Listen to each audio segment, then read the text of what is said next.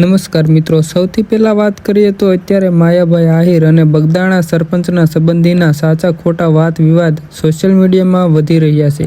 એમાં થાય છે એવું કે એક રેકોર્ડિંગ વાયરલ થાય છે જે જયરાજ આહિરનું અને નવનીતભાઈનું। તમે પહેલા સાંભળી લો, પછી આગળ વાત કરીએ।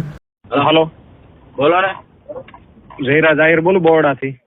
હા બોલો। મળવું તું ક્યાં છું? બગદાણા। કઈ જગ્યાએ? આશ્રમે। હે? આશ્રમે। હા તો ક્યારે મળું છું? તમે કયો ત્યારે। તો વાંધો નહીં, પ્રસંગમાં છું, હમણાં આવું, ફોન કરું। હું હતું હું એ રૂબરૂ વાત કરીએ। હો, કઈ વાંધો નહીં। નવનીતભાઈ ઉપર હુમલો થતા કોળી સમાજ મેદાનમાં આવે છે અને શું કીધું તમે જોવો। જે બગદાણાના સરપંચના દિયર ઉપર જે હુમલો થયો છે માયાભાઈના પુત્ર દ્વારા પૂર્વ આયોજિત કાવતરું રચી જે બોરડાના સરપંચ છે તે પણ સ્થળ ઉપર હાજર હતા। બુટલેગરો જે માયાભાઈના દીકરાના મૂળ તો સાગરીતો છે તેના માણસો છે અને જે એની આખી ઘટના છે તે સંપૂર્ણ ઘટનામાં પૂર્વ આયોજિત કાવતરું છે। કારણ કે માયાભાઈના દીકરાએ પહેલાં જ તે આ નવનીતભાઈને ફોન કરેલો, બોરડાના સરપંચે પણ એને પણ ફોન કરેલો।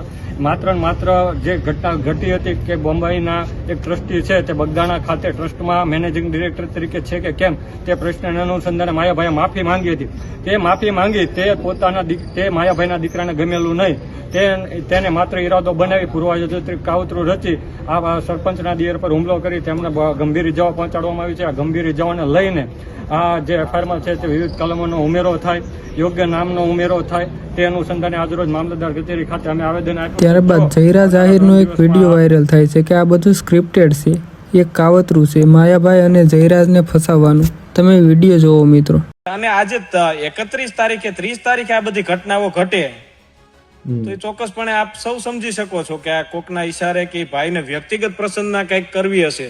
કોઈ પણ નાનું બાળક સાંભળે તો ખબર પડી જાય કે આ સ્ક્રિપ્ટેડ છે અને માયાભાઈને જયરાજને કંઈક ને કંઈક છાંટા ઉડાડવાનું પૂરેપૂરું કાવતરું છે, એ બધા સમજી શકે। પહેલા વિડીયોમાં મારું નામ ન આવે ભાઈ, બીજા વિડીયોમાં પાછું એમને યાદ આવે કે મેં મરાવ્યા હશે, ત્રીજા વિડીયોમાં હજી એમ કે એ જે અલગ અલગ બોલતા જાય છે, તો એવી રીતે થોડું હોય કે એક દિવસે માણસને અલગ અલગ રીતે યાદ આવે। ત્યારબાદ એક વિડીયો વાયરલ થાય છે કે આ વિવાદમાં માયાભાઈ આહિરનું નામ ખોટું જોડાણું છે તેવું પોલીસ કહી રહી છે। તમે વિડીયો જુઓ। 29/12/2025 ના રોજ બગદાણા પોલીસ સ્ટેશનમાં બીએનએસ કલમ 112(2), 118(1), 115(2) તથા રાયોટિંગની કલમ સાથે એક ગુનો દાખલ કરવામાં આવેલ છે।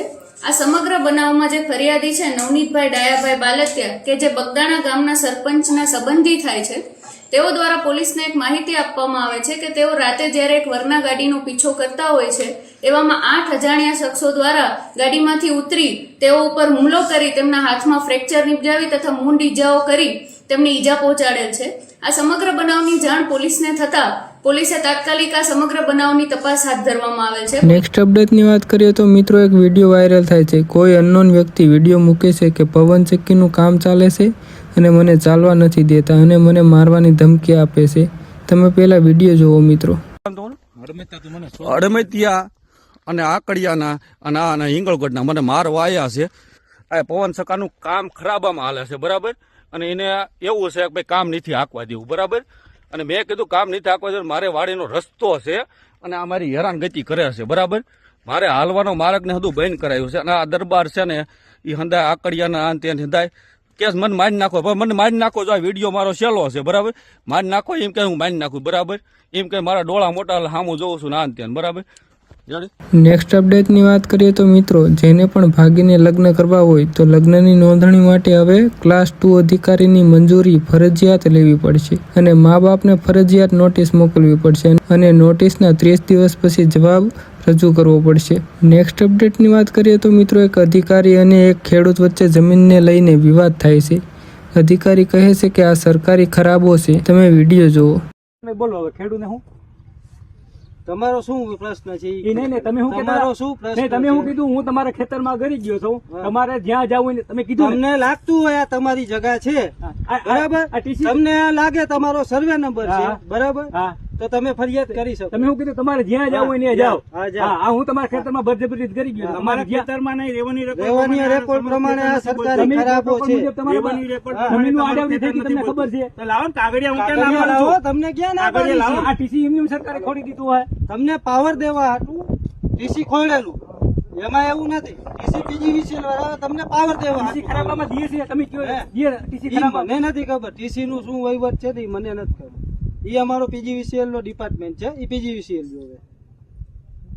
નેક્સ્ટ અપડેટની વાત કરીએ તો મિત્રો એક યુઝર આક્રોશભર્યો વિડીયો બનાવે છે કે શું વરાછાવાળા ખાલી ટેક્સ ભરવા જ જીવે છે અને બીજા ઘણા બધા આક્ષેપો નાખે છે. તમને આખો વિડીયો દેખાડી દઉં.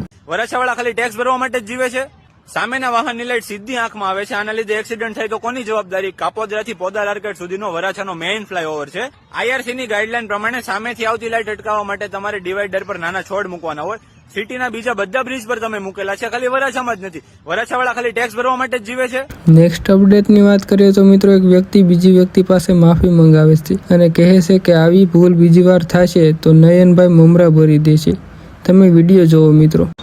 નયનભાઈ સરવૈયાની હું માફી માંગુ છું, બરોબર છે. મેં આવી ભૂલ કરી છે, કોઈ ભૂલ ન કરતા, બરોબર છે. નયનભાઈ સરવૈયા રહ્યા મમરા ભરશે. તારું ફોન કર્યો તારું કે મેં ફોન કર્યો, બરોબર. આજ પછી હું ક્યારે આવી ભૂલ નહીં કરું. આજ પછી આવી હું ક્યારે ભૂલ નહીં કરું. આજ પછી આવી ક્યારે હું ભૂલ નહીં કરું. તારું નામ હું ગોરીશા નિકુલ દિનેશભાઈ. કામ હું કરો એ કહી દે ને ભાઈ. તારે બીજું કઈ નથી ભાઈ. ખટારાનો ડ્રાઈવર છે, ખટારો બતાવો. આ ભાઈ 2 દિવસ પહેલા ફોન કર્યો હતો, તારું કઈ ફોન કર્યો હતો નશામાં. હવે ભાઈ થોડીક નેક્સ્ટ અપડેટની વાત કરીએ તો મિત્રો તમને ખબર જ હશે એક ગૌ હત્યા થઈ હતી. ક્યાં થઈ હતી એ તમે કોમેન્ટમાં કહી દેજો મને. હા તો મિત્રો એ માટે એક રેલી યોજવામાં આવી હતી અને સનાતનની રક્ષા કરો જેવા નારા લગાવવામાં આવ્યા હતા. તમે વિડીયો જુઓ. अपने सनातन धर्म की रक्षा करो. कंधों से ऊंची जाति नहीं होती, धर्म से ऊंची कोई जाति नहीं होती. ध्यान नहीं बचाओ. બસ મિત્રો આજ માટે એટલું જ રાખીએ. જો વિડીયો ગમ્યો હોય તો વિડીયોને લાઇક કરજો અને ચેનલને સબસ્ક્રાઈબ કરવાનું ના ભૂલતા, બરોબર. વિડીયો તો બધા જોવે જ છે પણ ચેનલને કોઈ સબસ્ક્રાઈબ નથી કરતું તો યાર પ્લીઝ કરી દો, પહેલાં ચેનલને સબસ્ક્રાઈબ કરી દો.